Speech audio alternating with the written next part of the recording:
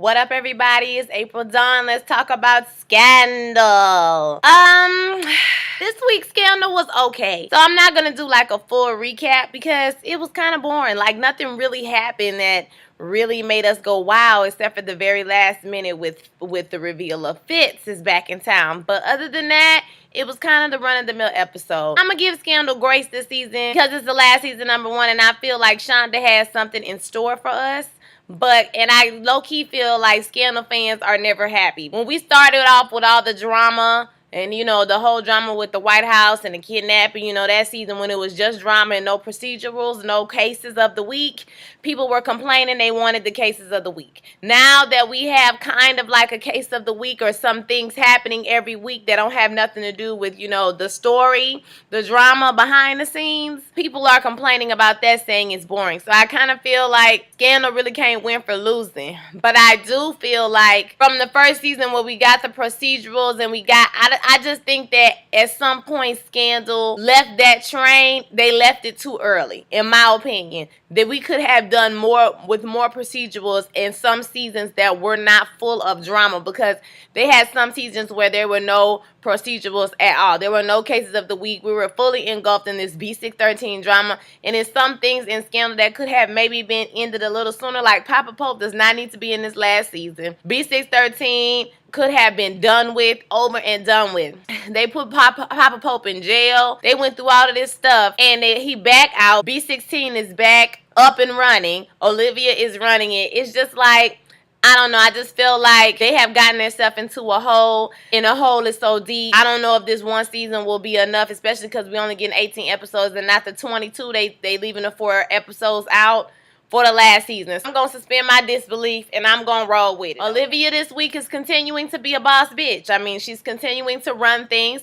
They're getting ready for the state dinner this week, and the president of Bahrain is coming in. They want to talk about a nuclear treaty between him and America. So he's totally against this idea because, it goes against whatever values they preach in their country. I'm not sure. I don't know if they're Muslim. I have no idea what the religion of this country is, so I don't want to make any assumptions. But they're against Western values and working with Americans. So, getting this treaty is going to be kind of difficult. Plus, with the added, Olivia did threaten the ambassador's son last week when she was trying to get the CIA agent out of capture, out of bondage. So they're not going to be happy about that. I'm sure that news has made it back. We have another storyline with Cyrus and a donor. The donor is played by, I forgot his name. I forgot the actor's name, but his name, he was on Claus, Uncle Daddy from Claus. And a billionaire. He invested in not Hillary, child. He invested in Millie's campaign. Oh, Hillary. Should have killed that shit. But anyway, he invested in Millie's campaign, and he specially requested to sit next to Cyrus. So Cyrus is complaining about his seat because this guy is like really pompous, and I guess he's just not somebody, a weirdo. He don't not anybody you want to sit next to. Olivia, like I said, she's getting ready for this. They're trying to work this treaty out with this man. So she goes to Jake and she's trying to find out any kind of information she can. She thinks that she's going to be able to use blackmail again. I knew that when she was talking to Jake that blackmail was not going to work with this man. You've already did that with the ambassador. You think you're going to be able to pull that card 2 times in a row? I highly doubt it. So I didn't think that was going to happen. I didn't think that was going to work. Let's talk about Quinn and QPA. So we're at QPA. They're trying to get tickets to go to the state dinner because they're trying to drum up business for themselves. So Allie goes to David. She gets some tickets. She butters him up, gets some tickets. They decide that they're going. They give fake names to Huck and to Charlie because obviously they're members of B613. They're killers. They would not have clearance to be up in the White House. So they make up fake names for them and they give them, a whole little story. So they go to the state dinner and some things are going to happen there. Olivia. She is continuing to command her penis whenever she wants to. Okay, this young man, Curtis is his name, I believe. He wants to be her boo thing. He wants to take her to the movies. He wants to go to eat sometime. He don't always want to meet in 5-star hotels. They're running out of 5-star hotels, honey. So he's ready to get to know her, and Olivia's like, baby, listen, I don't know how to explain this to you no better, but like basically what's going to happen, like if I have a bad day or if I have a really great day, you'll be there to lift me up. You'll be there to be my pick me up. You understand what I'm trying to tell you?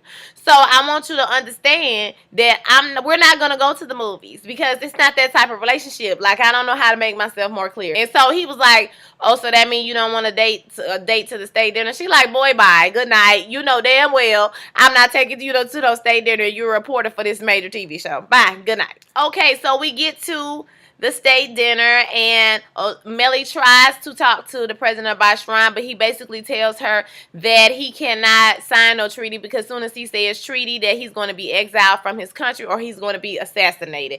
So it's just not going to happen. I mean, he was talking to her like a reasonable person. So Olivia finds out from Jake that the president of Bahrain is seeing this young girl. They don't know if she's a prostitute. They're hoping that she's a prostitute so that, you know, they can use this to blackmail him. But it comes to find out that this is his niece, and she confronts this president in the bathroom and says that, you know, you send your niece to America, you change her name. So she's trying to appeal to his heart a little bit. You know, like, why not save your country like you saving your daughter? You know that this is wrong. You know your daughter, well, your niece will be in danger if she was in your country and they knew, you know, what happened. Or she's threatened to expose him. So it's like, we could be, you know, we could just go ahead and just make this treaty. Or I could just tell everybody that you changed your daughter's name and sent to America, so they're going to kill your ass anyway. And he's like, you know what? This right here let me know that you still sticking your nose into business that's not yours. And I see what kind of character you have. My ambassador told me about you.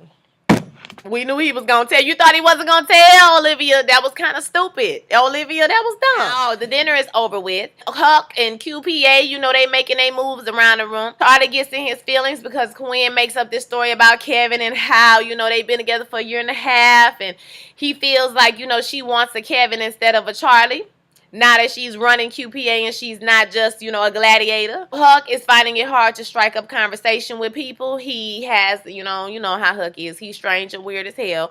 So he's trying to strike up conversation, and he runs into this military guy, and he starts talking to the guy, but then he notices the medals, and he kind of freaks out and runs away. In the meantime, Abby and David are taking in this lovely music performance. Y'all, what's the name of this performance? If you know this woman or this song, please tell me, because Siri didn't know. And I need to know because the song was everything. I was getting my life. David grabs her hand. She feels uncomfortable. I don't know why, girl. Abby, just gonna get back together with David. You know you like that little goofy, silly man. And without her, he just falling into the hands of, like, you know, the enemy vagina. And we don't have time for that. Just gonna get back together with David and just, you know, call it a day, girl. She feels uncomfortable. She walks away. And now we're back with Huck. So she finds Huck, and Huck says, hey, look, this guy I was talking to, his medals are out of order, and I'm running his face through the military database, and he don't look like he's in the military. So they alert Olivia, and at the same time, the president of Bahrain is leaving, and this military guy stops him and says, you know, Olivia Pope, or the president wants to talk to you, but, you know, they didn't want to make a big scene. And so he brings them into this room, and he pulls out a gun, and he starts talking to him, you know, about why you trying to butt up to these Americans, and yada, yada, yada, and he starts speaking Farsi, and he getting ready to shoot him. But then they bust the door down, they get the man, you know, it's cool or whatever, and it's over with. So later on in the office, Olivia leaves Millie and the president of Bahrain to talk. We could work it out if you can get Darfur, the other country, to come to the table, because, you know, it's no point in making no peace treaty with y'all and them, because they right here. They gonna blow our ass up. So she like, you know what, that's cool. I'm gonna get them to the table. Don't you worry about it, whatever. He starts talking about how his daughter has a poster of Millie up. She look up to her, and that's her hero, and how it's intoxicating. It's an honor to be in her presence. And girl, Millie was about to jump on that thing, honey, but we know she the president now, so you can't just be popping that thing for a real nigga like that. You can't do it like that. Now, early in the episode, Millie goes on a whole Shonda monologue, which was actually a fun monologue. She talked about how she needs something in the life. What she needs something in the life. That's what she needed in her life, and she can't even get a vibrator because she can't even send a staff member out to get a vibrator. Like, what is she gonna do? It was hilarious. It was real cute. So when he hit on her, she was like thinking about it like, girl, I could bounce on that real quick. Yeah, where's Marcus? Okay, she need a visit from Marcus. She need Marcus to come through, honey. Y'all, I will never forget. Okay, I digress a little bit, but I will never forget that season when Millie first did it with Marcus, and she was like, oh my God, bitch. This what y'all be doing? Girl, why you ain't tell me? Millie had thought about about it for a second. But she was like, nah, I'm cool. You know what I mean? And he was like, well, I look forward to us working together. And she was like, me too, honey, me too. But I don't think they're going to mess around. I think she's going to call Marcus. She'll be calling Marcus next week, honey. Especially since Fist in town, we know Marcus is close by. Olivia tells Curtis she's going to give him a comment about the peace treaty between Dafar and Bashran, and he's like, wow, that's huge or whatever. And she was like, yeah, it deserves celebration. So, he's talking about going back to a hotel, and she like, nah, you ain't coming to the hotel. So I'm like, Olivia, you finna let him come to the house, girl? You don't be letting nobody come to the house. She about to leave somebody else on. They on the elevator kissing and all of this. Then, child, they get off the elevator, and guess who was at the damn door? It's Fist Raggedy Tail. I said, here you go. Here we go. Here we go. It's just not Jake this time. Now it's Curtis. And he reported. So you better hope he don't put your business in these streets, Olivia. Olivia out here making foolish decisions again. She about to be all confused. And next week she ain't gonna be walking around like, I am the bitch. I am the boss. That's how she be walking around like, bow, bow, bow. Girl, she was giving me all the hips and the sway, honey. She was giving it to me. That dress was real cute, but it didn't look like a state dinner dress. Like, it didn't look as dressy. But it was a really cute dress, though. I mean, her wig was last season, though. Like, we need to get rid of them wigs. Hello, we talked about this, okay? Like, we discussed the wigs, that stiff-ass wigs. We got to get rid of them wigs. Like, throw them away. I don't know if it's, like, synthetic hair. Y'all using virgin. I don't know if you're going to Virgin Hair Fantasy, AliExpress versus. I don't know. But we need to consistently swing and flow. And that wig she had on at that state dinner, that wig was stiff. It had the little side, the little swoop on the side, and that swoop was stiff as fuck. It was stiff. It was like staying right here when she was turning her head. That shit was like, y'all need to work on that wig situation. It's not cute. For all them black people that got on that show, y'all mean to tell me, and gay people, y'all mean to tell me that her looking like that? No, God. That's what happened. I mean, I'm trying to think. Oh, Charlie and Quinn got in a little argument. Because, like I said, she thinks she wanted Kevin and she don't want him. And she slapped him in his mouth. The whole time he was talking, I was thinking the same thing she was. Like, why are you talking stupid?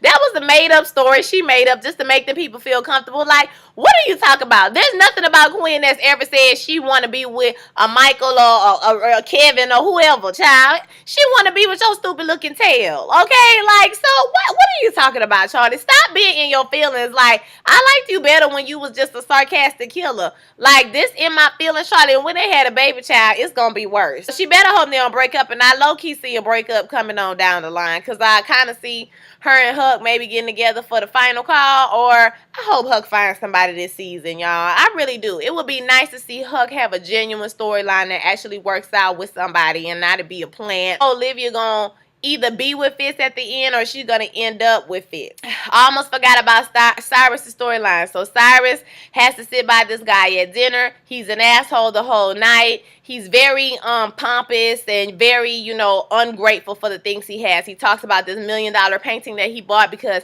people get straight to the point when you have $1 billion of artwork in your office or in your lobby, and Cyrus is like, well, you know why this stuff is $1 billion, why the painting is so famous, and why it's worth so much $1 million. It's like The Boy in the Red Vest by such and such a person. So he takes them on tour around the White House, and they make it into the Oval Office. And like I said, the guy's a real jerk. He's talking about how he should drop a few mil and run for president, and how the office is smaller than he thinks. And then he sits at the desk, y'all. Like, this is the most disrespectful thing you could ever do. Like, ever. You know what I'm saying? Like, I can't imagine walking into the president's office and sitting at his desk when they're not there, or sitting at the president's desk, because the president is a woman.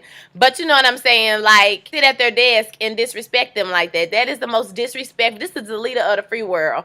And so Cyrus is fed up. He's done, honey. And he goes off on him in true old queen style and lets him know, baby, you would never be the president. My thing was, when he asked to help him to run for governor, he was like, what's the first thing? Like, where would I start? And I'm thinking in my brain, well, the first thing to run for governor, you should probably give a fuck about the people that you're going to be governing. Like, that's probably the number one requirement in being a governor. Like, I would think that would be the number one place to start, would be actually care about the issues and wanting to actually change what's going on in the world. But hey, I'm just me. Everybody ain't me, child. He basically read him for filth. and just tells him, you know, you make me laugh. You could never be the president. Like, that makes me laugh. Like, don't even try it. You would never be a good governor. You don't have no respect. You ignorant. You selfish. He talks about the painting, and because the man-shaped modern art, blah, blah, blah. And so he gives him the read of life. Guy leaves, and later on, Cyrus goes to his office, and there's been that painting has been delivered to him by this guy. So I don't know if dude like him, or he just giving it to him to really try to woo him to help him, you know, learn about politics, or we may never see him again. I don't know. I have a feeling we will, because the last person who had millions of dollars who was involved with the elections and politics was Hollis Doyle, and we all know how that turned out. So I don't know about this one. And like, that guy is a famous actor. I can't remember his name, but he's a very famous actor. So they wouldn't just bring him on for no one episode. So I have a feeling he's going to be back, guys. So overall, Scandal, I can't really speak on the whole season from 2 episodes, but I feel like it's going okay. You know, so far, I just hope that they kind of amp up what's happening and they don't give us the same stuff back and forth again. Because you know Jake gonna be jealous now that Fitz is back in town. And what about this new guy? I just don't know, child. I don't want to be taken through these same emotions with them. I thought they was together. Like, I thought that she wasn't gonna be dating nobody else, and they would be together or just not with anybody else until they could be together again, you know. But I guess that's not the case. Olivia got to have her sausage on deck. Let me know what you think in the comments. Don't forget to like, subscribe, share with your friends. I will holler at y'all next week. Peace.